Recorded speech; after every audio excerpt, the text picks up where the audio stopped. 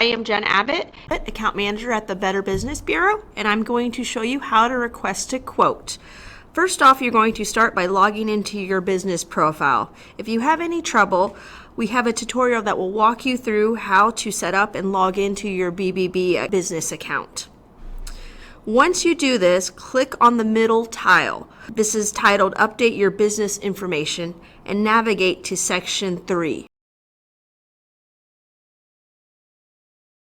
Scroll down to the bottom of the screen until you see the box marked I am interested in receiving text messages from the BBB, and make sure that this is marked. You can receive a request-a-quote notification by text, email, or both, whichever will be most convenient for you and your business.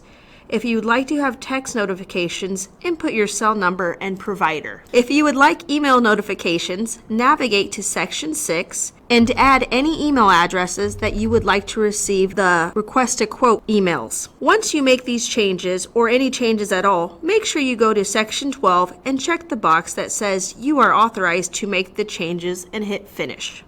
These changes go to a BBB representative for approval, so it's not instant, but should be live within the next few hours.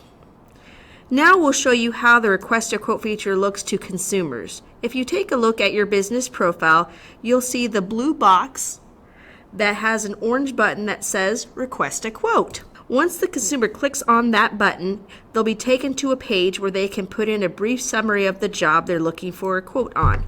Attach any pictures, and then input your contact information.